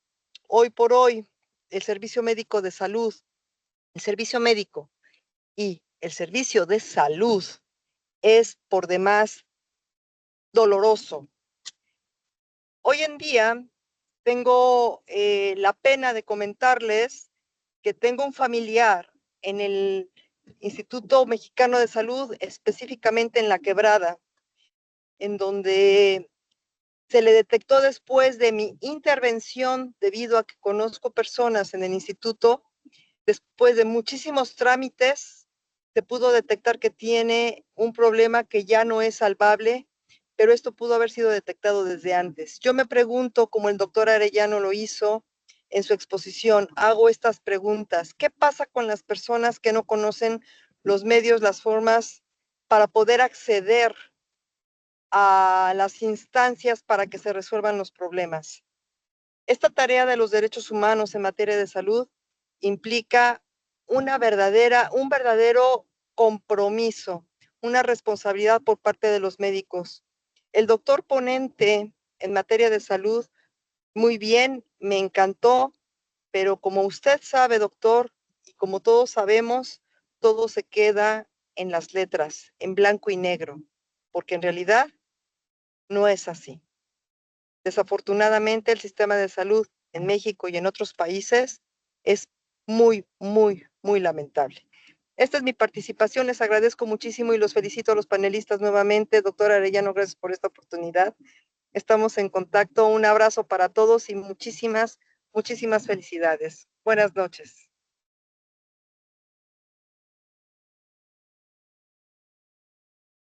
Doctores Rocío Rico y Genaro Vega, no sé si quieran contestar a la intervención. Sí, claro que sí. Muchísimas gracias por la aportación. Por supuesto que tengo presente, es un deleite escuchar a Víctor Hugo con este poema de la Guerra Civil. También tenemos varios, ahora sí, poetas como Federico García Lorca, Antonio Machado, Gustavo Adolfo Bécquer, Rubén Darío, Pablo Neruda, bueno, Emile Nicole, César Vallejo, en fin. Tenemos varios poemas que podemos hacer ese engrane, esa mancuerna con los 30, fíjense bien, con los 30 artículos de la Declaración Universal de los Derechos Humanos. Muchas gracias. Doctor Genaro Vega. Sí, Adelante. muchas gracias. De quien me antecedió, quien me hizo la pregunta. Oiga, ¿de qué estado es o de qué país es de su familiar? ¿Quién fue? ¿Patricia Fíjese, Campos? Sí. sí, doctor Genaro Vega. Fíjese que se encuentra en el Estado de México, en el Hospital de la Quebrada. Ustedes se encuentran en Querétaro. Sí, Mi experiencia en la Comisión Nacional de los Derechos Humanos me permitió conocer a muchísimas personas y bueno, gracias a Dios hice enormes amistades, como el doctor Arellano Rabiela lo sabe, y bueno, pues los amigos nos apoyamos fuera y dentro de la cancha de fútbol, como se dice, y bueno, afortunadamente, gracias a la intervención de varios amigos del instituto, se pudo enderezar tanto la integración del expediente clínico como la atención médica. Les quiero comentar, ya que usted me pregunta, es un primo político mío, esposo de una prima hermana mía, se encuentra ya en etapa final, estamos esperando lamentablemente el fin, pero eso no obsta para que se le otorgue una atención médica digna, adecuada, con calidad y con calidez, como lo dice la Ley General de Salud y la propia Constitución mexicana. Es muy triste, y lo digo públicamente, el estado, el sistema de salud que prevalece en México. Durante 30 años trabajé en la Comisión Nacional de los Derechos Humanos y era pan de cada día. Y es muy triste saber que subsisten anomalías y omisiones por parte de médicos que no se ponen de acuerdo, por una parte, y usted lo sabe, doctor Genaro Vega. 2, que omiten anotaciones en los expedientes clínicos, que son omisos cuando hacen solicitudes de traslado, y como todos sabemos, ahora es subrogado el servicio de ambulancias. Gracias, no me voy a meter en política, gracias a las ideas maravillosas de nuestros gobernantes, hicieron subrogado un servicio de salud, como es el de las ambulancias. Yo estuve en contacto con mis sobrinos, los hijos del paciente. Llegaron 5 pacientes. Ya ustedes saben que cuando llega una ambulancia se sanitiza y se otorga el traslado a otros hospitales. Se otorgaba el traslado a otros hospitales. Ahora ya no es así. Ahora se tiene que regresar a la unidad médica o al hospital de segundo nivel o al hospital de primer nivel para poder autorizar en un momento dado. Déjenme les cuento que este paciente del que me refiero tenía que ser trasladado desde el martes pasado. Fue trasladado ayer. Sí, se lo comento porque, mire, parte de las atribuciones que tenemos las comisiones de arbitraje médico, cada estado tiene su comisión. En este caso, la Ciudad de México es la CONAMED, pero aparte de que somos conciliadores y somos mediadores y somos árbitros, también hacemos gestiones inmediatas. Es decir, cuando son así, diríjanse directamente en este caso a la CONAMED y digan que van a una gestión inmediata para que tenemos convenio con todas las instituciones, Seguro Social, Secretaría de Salud, para que en esos casos que usted me está mencionando, específicamente se haga una gestión inmediata y le den prioridad a su paciente. Entonces, en este caso, yo le recomiendo que si todavía se le ofrece, vaya a la Comisión Nacional de Arbitraje Médico. No sé, acudieron por petición mía tanto a la Comisión Nacional de los Derechos Humanos como a la Comisión Nacional de Arbitraje Médico. Es fecha que la Comisión Nacional de Arbitraje Médico no les ha devuelto la llamada. Desafortunadamente, se supone... Desafortunadamente es un hecho. La Comisión Nacional sí les dio folio, obviamente porque se tienen que hacer gestiones a otro nivel, pero yo se los comento porque los derechos humanos los he vivido en carne propia durante 30 años. Actualmente, como el doctor Arellano Rabiela lo sabe, me dedico a dar participaciones, cursos, conferencias en esta materia, pero tampoco soy ajena al dolor de las personas que requieren, en particular, atención médica. Y usted lo sabe, señor Vega, por mucho que queramos ayudar, muchas instituciones son omisas. Sí, de la CONAMED no puedo decir bien ni mal, pero por ejemplo... No recibimos ninguna respuesta, pero ese no es el tema. El tema es no quien puede ayudar, sino quien debe hacer. Los derechos humanos no requerirían un impulso extraordinario para su funcionamiento si las personas responsables de brindar la atención médica, en este caso los profesionales de la salud, se pusieran las pilas. Se tiran la bolita unos a otros para decir, no lo anotaron en el expediente clínico, no se señaló, por ejemplo, que tenía hidrocefalia, no se señaló que se le había hecho 2 tomografías porque no viene el resultado, así como un innúmero de omisiones y de dilaciones y de circunstancias que dilataron esto. Y les comento a todos los que me escuchan, no es la primera vez y en esta ocasión, como en un par de ocasiones previas, me tocó ser parte de las víctimas. Antes, en el 97% de las ocasiones, a través de la Comisión Nacional de los Derechos Humanos, actuábamos de manera inmediata, con independencia. Una disculpa que la interrumpa, pero les quiero recordar que tenemos el tiempo contado y hay otras preguntas para que puedan ir concluyendo. Nada más permíteme recomendarle que vaya a la Comisión de Arbitraje Médico y que ponga una queja contra la institución que usted considera una inconformidad para que ellos ya hagan lo conducente. Y en Querétaro estamos para servirle. Muchas gracias. Muchas gracias. Muchas gracias. Tiene también la mano levantada el doctor José Luis Leal. Adelante. Muchas gracias, doctores, doctoras. Buenas noches a todos. Muy brevemente, felicitar a mis colegas que me antecedieron el uso de la palabra, los ponentes concretamente por su brillante disertación.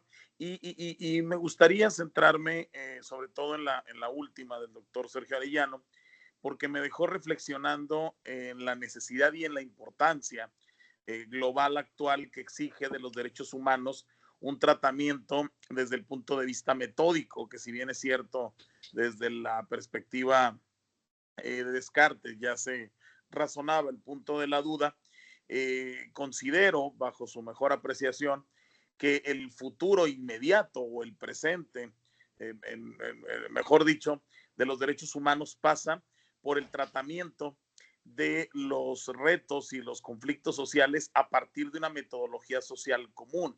Es decir, mientras sigamos analizando y mientras los politólogos, los sociólogos, los historiadores y por supuesto los juristas entremos en una dinámica del estudio de los conflictos sociales desde cada una de las perspectivas científicas y disciplinarias propias, pues me parece que el futuro de los derechos humanos va a tener un ejercicio, no quiero decir estéril, pero sí insuficiente, o no va a alcanzar esa tutela, esa irradiación, como señalaba el profesor Sabater, de los mismos. Es decir, si tenemos un conflicto de orden social de cualquier índole, sea colectivo, sea individual, me parece que el diagnóstico deberá transitar desde la perspectiva multidisciplinar y que por lo tanto su concepción debe ser analizada con un objeto metodológico social común, porque si analizamos un conflicto y los historiadores lo ven desde el punto de vista de la historia o los juristas desde el punto de vista de la ley y solo la ley, pues entonces me parece que seguiremos teniendo una serie de problemas en los cuales solo tendremos un solo clavo, porque el único martillo que conocemos es la ciencia que desde luego trabajamos y dominamos, ¿no? Por lo tanto, a partir de ahí, me parece de una dimensión muy importante la exposición del doctor Arellano, porque nos lleva de la mano a este ejercicio de reflexión en el cual los derechos humanos han transitado, me parece que por un circo de 3 pistas, desde su concepción como una parte del derecho público, después por su tránsito en el desierto, por ser un apéndice del derecho constitucional, y ahora entendiendo que los derechos humanos tienen una dinámica científica propia y que por lo tanto incluso a nivel internacional ya de unos años se habla sobre el derecho de los derechos humanos, el derecho internacional de los derechos humanos, es decir, la capacidad o en la medida que nosotros como científicos sociales en nuestras diferentes órdenes de expertise podamos construir esa metodología común y analizar los conflictos desde esta esfera multidisciplinar y sobre todo transdisciplinar, que esto creo que va a ser el reto global o del milenio, creo que podremos enfrentarnos ante retos como el agua, como la inteligencia artificial, como el tema ambiental, como el tema de los conflictos internacionales, ideológicos y todos los que están sobre la mesa, que dicho sea de paso, desde mi perspectiva, creo que con las herramientas puras del derecho ya no alcanza para resolver, y considero que el derecho, como en su momento le pasó a la sociología en el siglo XX, se está viendo superado, se está viendo cada día más alejado de ofrecer respuestas a estas preguntas que me parece muy legítimas y muy interesantes formuló nuestro amigo el colega Sergio Arellano, ¿no? Entonces nada más por mi parte es esta aportación y reitero las felicitaciones a todas y todos mis colegas. Buenas noches.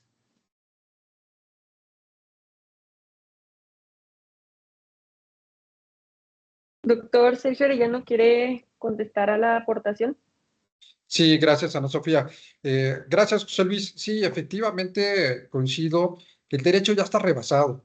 El derecho no es la única herramienta y tristemente se sigue utilizando por muchos como eh, como una única función para la aplicación y entendimiento de los derechos humanos. Esto que platicábamos, tú lo sabes también como experto en argumentación, que necesariamente tenemos que tener una visión más amplia. Y mucho de esto somos ignorantes porque necesitamos tener humildad y tener que acudir a otras disciplinas para entender mejor los derechos humanos. Hoy día, por ejemplo, el tema de las neurociencias o el tema abocado a la capacidad, por ejemplo, que para nosotros es un tema muy sencillo, ¿no? Un notario, por ejemplo, puede dar capacidad de que una persona puede realizar un testamento, ¿no? Por decir un ejemplo.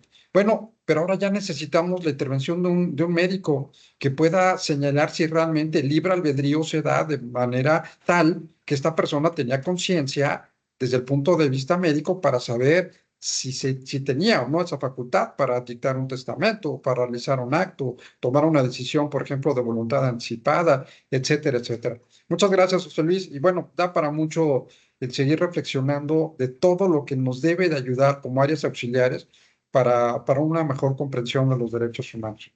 Gracias, Ana Sofía. Muchas gracias, doctor. Veo que Mariana tiene la mano levantada. Adelante, Mariana. Hola, un gusto saludarlos a todos, compañeros. Los felicito, todos de una excelente ponencia. Fue algo muy enriquecedor. Y bueno, en este sentido, creo que todas las ponencias, aunque parecieran diferentes, todas están interrelacionadas, como lo comentaba previamente mi compañero y el doctor Sergio, ¿no? Pareciera que se estudia desde una vertiente, pero no, esto es integral. Le podemos poner de ejemplo la exposición del doctor Genaro, ¿no? Cuando hablamos de la salud, tendríamos que remitirnos a qué es la salud, ¿no? Y aquí sí cabría una apreciación, porque la salud, inclusive entre la Ley General de Salud y lo que determina se me fue el nombre, pero bueno, la Ley General de Salud y la Organización Mundial de la Salud, es que la salud es el estado de bienestar completo, físico, mental y social, ¿sí? Y no solamente la atención a las enfermedades. Desde ella nos está hablando desde un plano muchísimo más integral, ¿no? Y nos tendríamos que remitir a lo que comentaba el doctor Sergio y dice, bueno, pues, ¿qué es bienestar? ¿Hasta qué nivel estamos obligados a proporcionarlo? Y entonces vamos a decir que el individuo se establece en un contexto desde diferentes momentos en la historia. Decimos que, por ejemplo, en la rama de la medicina, la aproximación de la ciencia ha sido diferente. Desde el plano filosófico ha sido diferente, desde el plano normativo ha sido diferente, desde la atención psicológica ha sido diferente, y cada una de nuestras ramas. Entonces creo que tendremos que recordar que los derechos humanos están interrelacionados y que son transversales, y que así únicamente es como vamos a poder hacer grandes cambios en los paradigmas de los derechos humanos. Tiene completamente la razón la compañera en donde dice, es que una cuestión es que no se cumple. Y efectivamente, no podemos decir que se cumple, porque hay muchísimas fallas.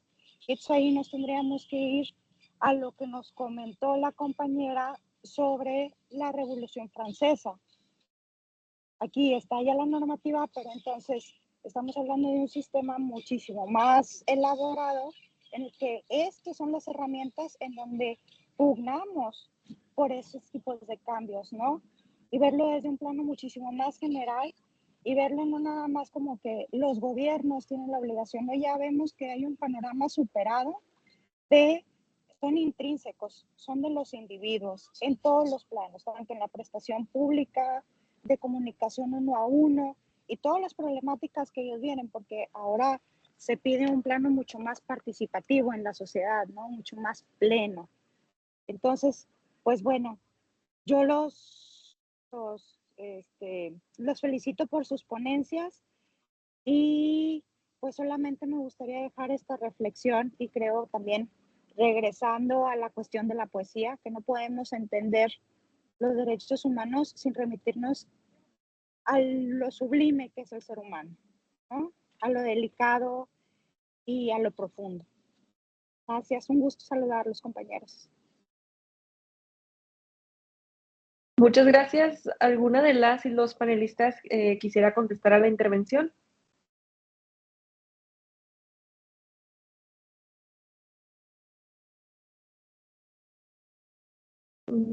Me parece que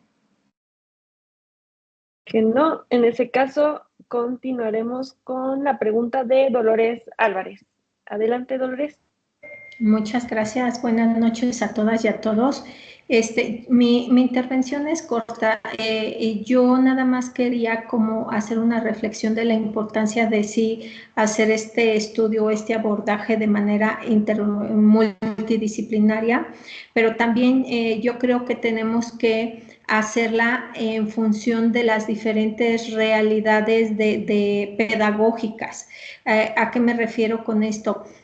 Muchos de los sujetos víctimas de alguna omisión o de abuso normalmente no tienen estos foros, no los conocen. El idioma que hablamos no les es claro, por ejemplo, yo veía que hoy precisamente teníamos una charla con la PRODEG y pues ¿dónde están en sus oficinas? En León, no en las zonas urbanas, no en las zonas rurales donde realmente la gente tiene poco apoyo. Recuerdo una compañera de la primera generación que ella estaba en el campo y asesoraba a campesinos, etc., por su propia cuenta, llamó casi a los campesinos, donde está entonces la autoridad. Y yo creo que mucho del problema de los derechos humanos es que está el cuidado de los derechos humanos precisamente en quien genera el abuso a los derechos humanos. ¿A qué me refiero? Es el propio gobierno quien defiende de los abusos del gobierno, ¿me explico? Yo creo que ahí hay una paradoja y bueno, siempre se ha manejado así, pero finalmente los derechos humanos han sido conquistas sociales a través de luchas, a través de cambiar el pensamiento, y coincido con la compañera que es a través de la capacitación y comunicación, pero no solamente a niveles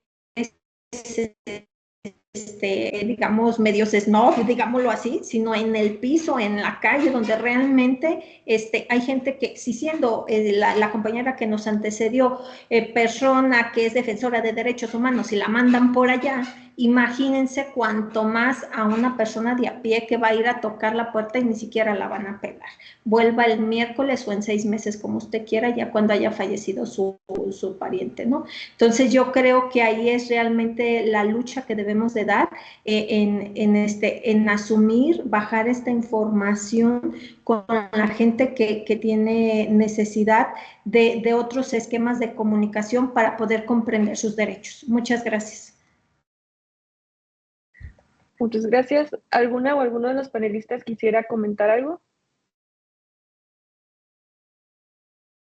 Me parece que no. En ese caso, continuamos con la pregunta de Pedro López. Adelante, Pedro. ¿Qué tal? Buenas noches a todas y a todos. ¿Cómo están?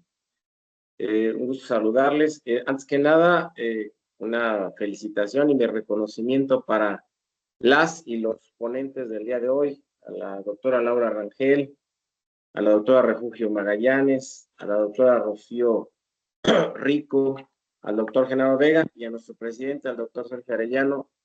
De verdad, mi reconocimiento y mis sinceras felicitaciones por sus excelentes disertaciones y sobre todo porque nos han hecho reflexionar mucho desde otras disciplinas que son muy importantes para entender los derechos humanos. Y sobre todo también quiero felicitar a nuestra moderadora, Ana Sofía, no sé si se acuerda de mí, yo fui su profesor en la maestría en la Ibero Torreón. Sí, claro que me acuerdo, doctor. Un gusto saludarla por acá. Pues yo no quiero hacer abuso del tiempo, ya sé que ya muchos ya deben de estar un poco cansados por la hora y demás.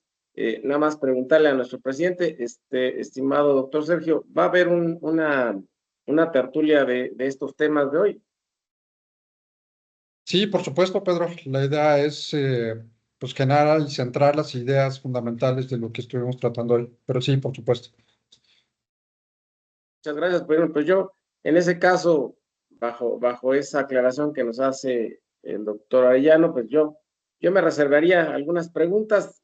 Me quedo con algunas interrogantes que quisiera yo exponerlas precisamente en la siguiente sesión que tengamos sobre las disertaciones tan importantes que tuvimos el día de hoy. Yo por ese lado me reservo las preguntas. Créanme que va a haber algunas inquietudes y que sobre todo pues vamos a tratar de darles ese análisis reflexivo que a todos nos ayuda a pensar mucho. De verdad, mi reconocimiento y mi felicitación a todos. Y muchas gracias, mi señor presidente Sergio Arellano, gracias por el uso de la voz. Y gracias, Ana Sofía, un gusto saludarla. Muchas gracias igualmente. Y pues en vista de que ya no hay más preguntas, pues quisiera agradecer nuevamente a las doctoras y a los doctores por su tiempo y disposición con las intervenciones tan enriquecedoras e interesantes que nos dieron. Y pues estoy segura, como ya dijo el doctor Pedro López, que muchas y muchos nos quedamos con bastantes reflexiones y aprendizajes. Les agradezco también a todos los presentes por ser promotores de los derechos humanos, por estar aquí presentes. Definitivamente necesitamos más gente como ustedes porque pues esta lucha sigue, cada vez se nos está poniendo un poquito más complicado y pues tenemos que repensar la visión que tenemos de los derechos humanos. También les quiero invitar a seguir las actividades del Instituto Interamericano de Investigación y Docencia en Derechos Humanos, que como pueden ver, son bastante interesantes y pues me gustaría cederle la palabra al presidente y al doctor Sergio Arellano Rabiela para la despedida. Muchas gracias, Ana Sofía. Antes, creo que Alejandro, ibas a comentar algo. Alejandro anotó. Vi que por ahí querías comentar algo hace un momento. Sí, todo bien, pero me lo llevo para la tertulia del lunes. No hay ningún problema. No hay ¿Sí? ningún problema. Sí, es tarde. De acuerdo. Muy bien. Bueno, pues muchísimas gracias. Antes que nada, Ana Sofía, realmente una gran representante de nosotros en el bello estado de Coahuila. Como ven, una joven muy dinámica con un gran futuro. Queremos impulsar a las nuevas generaciones que finalmente pues, nos van a sustituir en algunos años con estas labores y que estoy seguro que en cada estado de la República y a nivel internacional queremos dejar una semilla y bueno, pues el caso de Ana Sofía, estamos muy contentos que nos apoye desde el bello estado de Coahuila. Muchas gracias por habernos acompañado como moderadora, Ana Sofía. Y pues a todos y a todas, pues muchísimas gracias por acompañarnos. Realmente esta sesión quisimos hacerla con una visión diferente. Tenemos que tomar en cuenta que para entender verdaderamente los derechos humanos necesariamente debemos de ver otras ópticas, otras aristas, otras áreas, otros conocimientos que desgraciadamente por nuestras profesiones carecemos de ellos. Entonces, por eso lo interesante de que existan médicos, filósofos, antropólogos, sociólogos, historiadores, administradores, que podamos intercambiar bajo nuestra expertise formas diferentes de entender y de poder con esto defender nuestros derechos humanos. Pues muy buenas noches, que descansen y pues nuevamente muy agradecido por la sesión. Muchas gracias. Gracias, buenas noches a todos y a todas. Buenas noches. Gracias, buenas noches. Buenas noches, excelente ponencia. Buenas noches, descansen. Buenas noches.